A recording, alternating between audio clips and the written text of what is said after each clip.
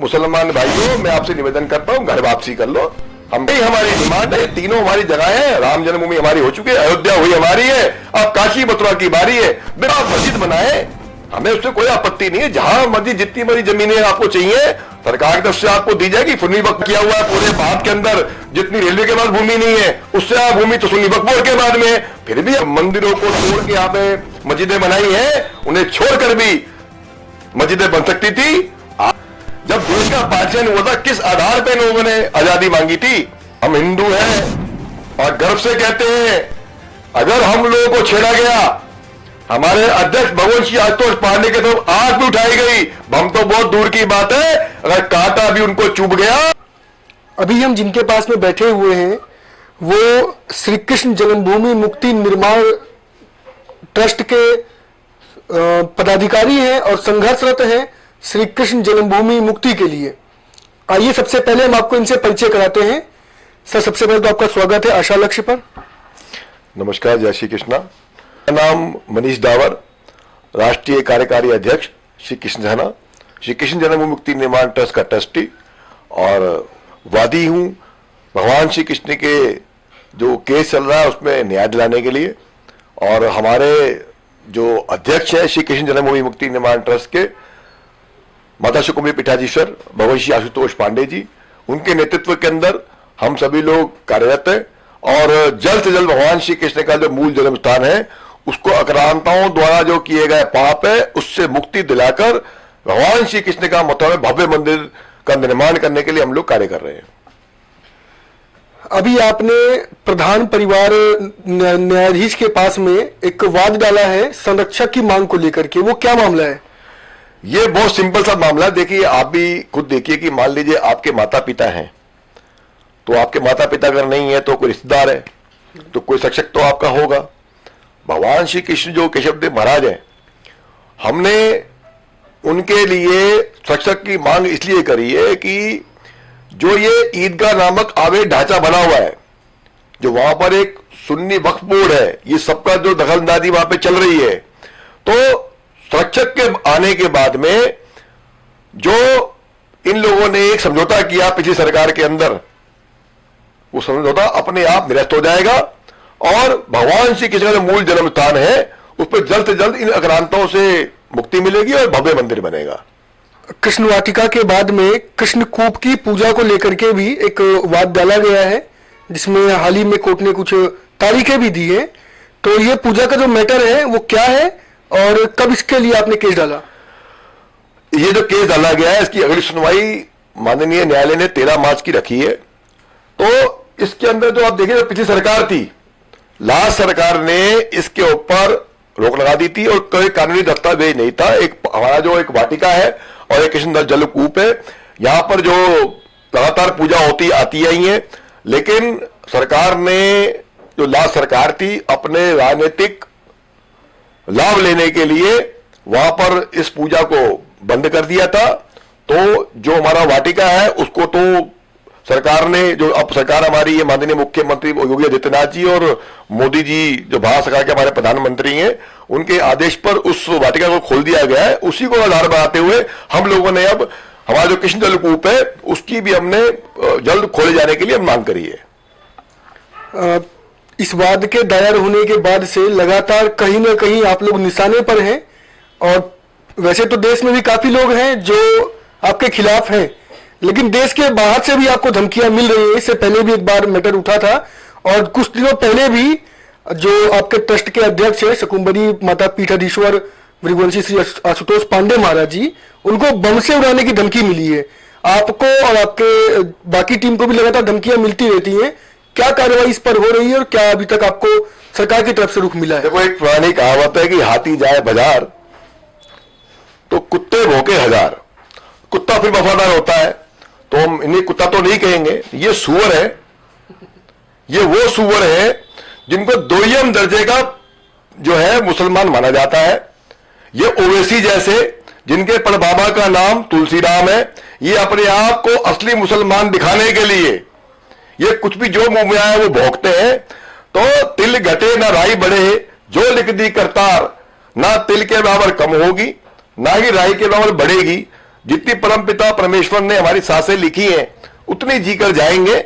जिंदगी मौत पे कोई अधिकार हमारा है नहीं, लेकिन जिंदगी जीना कैसे है इस पर हमारा पूर्ण अधिकार है। और अगर हमारे भगवान श्री कृष्ण के मूल जन्म स्थान को मुक्त कराने में हमारे प्राण भी चले जाते हैं, उसकी आहुति भी अगर होती है, बहुत तुच्छ और बहुत कम है। हम तो अपने आप को बहुत सौभाग्यशाली समझेंगे जो सबका पालनहार है, जो सबके लिए न्याय देता है, जो सबकी लड़ाई लड़ता है। उसकी लड़ाई में हम लोग एक तुच्छ प्राणी की तरह अपनी सेवा कर रहे हैं, तो उसके एवज में कुछ भी हो जाए तो फर्क नहीं पड़ता है। जो धमकी पाकिस्तान से आपको मिली है, तो उस पर क्या आप कहना चाहते हैं और क्या कार्रवाई हुई है?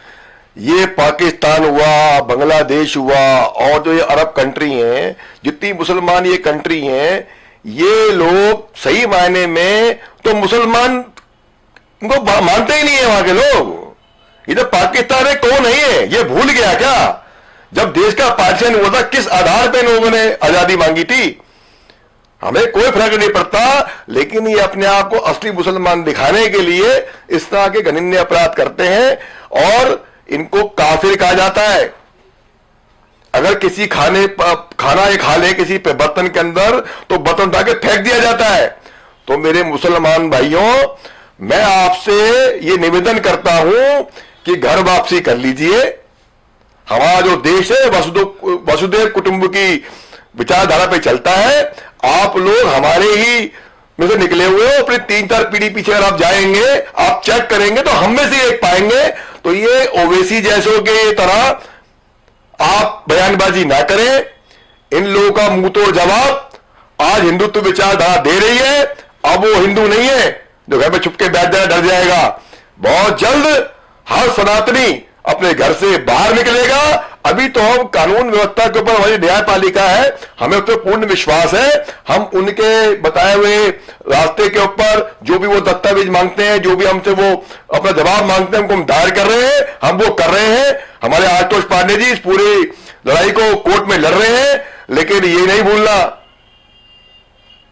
हम हिंदू हैं और गर्व से कहते हैं, अगर हम लोगों को छेड़ा गया, हमारे अध्यक्ष भगवंत सिंह आशुतोष पांडे के तो आंख भी उठाई गई, हम तो बहुत दूर की बात है, अगर कांटा भी उनको चुभ गया तो हमारी कृष्ण सेना और राधा वाहिनी की हमारी माताएं बहनें, लाखों हमारे जो अनुयायी हैं, भगवान श्री कृष्ण को मानने वाले 128 देशों में भगवान को मानते हैं, सड़कों पर उतरकर तुम्हारा छोटे भाई का पजामा और बड़ा कुर्ता पहन के जो घूमते हो, फिर तुम्हें पुनः जैसे डर के हमारे इस्लाम कबूल किया था ना, अपनी मां बहन की सलवार पहन ली तुमने, अब सुधार कर लिया उन्होंने, पहले सलवार पहन ली थी माताओं बहनों की अपनी जान बचाने के लिए, अब तो पजामा पहन लेंगे पतला सा थोड़ा ऊंचा करके। तो ये ना हो कि पुनः तुमको लिपस्टिक पॉलिश लगाकर और माताओं बहनों की सलवार पहनकर और औरत बन के भाग के छुपना पड़े। तो हम हिंदू को छेड़ने की जरूरत नहीं है, हम सनातन को मानने वाले हैं। हम बिल्कुल ये आपसे निवेदन करते हैं, आप हमारे ही बीच के हमारे भाई हो, अपने दिल बड़ा करें, अपनी 4-5 पीढ़ी जाकर पीछे अपने आप को चेक करें। सनातन धर्म के अंदर हम आपकी निमंत्रण देते हैं, आप अपनी घर वापसी करें, हम तो मिलजुल के रहे। देखो ना, आज हिंदुस्तान के अंदर हमारी जो माताएं हैं, हमारी बहनें हैं, और आप लोग भी शान से आन से बान से यहां पे रहते हैं। और हिंदू मुस्लिम सिख ईसाई आपस में सब भाई भाई। बताइए पूरे विश्व के अंदर कौन सी ऐसी जगह है जहां पर यह ना दिया जाता हो? तो मेरे मुसलमान भाइयों, मैं आपसे निवेदन करता हूं, घर वापसी कर लो। हम खुले दिल से आप लोग का स्वागत करते हैं। और ये जो बेमतलब की आलतू फालतू चीजें हैं जो धमकी दे रहे हो, तो ये बंद करो और दिल बड़ा करके जो आप बोलते हो ना, दिल बड़ा करो अपना। और हम आपसे जहां सुनो मांग रहे हैं, राम जन्मभूमि, काशी विश्वनाथ और मथुरा जन्मभूमि, यही हमारी डिमांड है। ये तीनों हमारी जगह है। राम जन्मभूमि हमारी हो चुकी है, अयोध्या हुई हमारी है, अब काशी मथुरा की बारी है। दिल बड़ा करके आप लोग हमें उल्टा खुला रास्ता दीजिए और जो अपना संदेश देना चाहते संदेश को दीजिए। और आप मस्जिद बनाए, हमें उससे कोई आपत्ति नहीं है। जहां मर्जी जितनी बड़ी जमीनें आपको चाहिए सरकार की तरफ से आपको दी जाएगी। सुन्नी वक्फ बोर्ड के बाद में इतना कब्जा किया हुआ है पूरे भारत के अंदर, जितनी रेलवे के बाद भूमि नहीं है, उससे आप भूमि तो सुन्नी वक्फ बोर्ड के बाद में फिर भी आपको चाहिए। हम दिल बड़ा करके आपको और भूमि देने को तैयार है। जो मंदिरों को तोड़ के यहाँ पे मस्जिदें बनाई हैं, उन्हें छोड़कर भी मस्जिदें बन सकती थी। आप हमारे मंदिरों को छोड़ दीजिए, जहां मर्जी आपको मस्जिद बनानी बनाइए, हम आपको फंड भी दे देंगे, कोई दिक्कत नहीं है। महाराज जी ने एक स्पष्ट संदेश दिया है कि यदि किसी भी रूप से संगठन को, अध्यक्ष को या कार्यकर्ताओं को कोई भी नुकसान पहुंचता है तो कृष्ण सेना सड़कों पर उतरेगी। समय देने के लिए और हमसे बातचीत करने के लिए आपका बहुत बहुत धन्यवाद। जय श्री कृष्ण।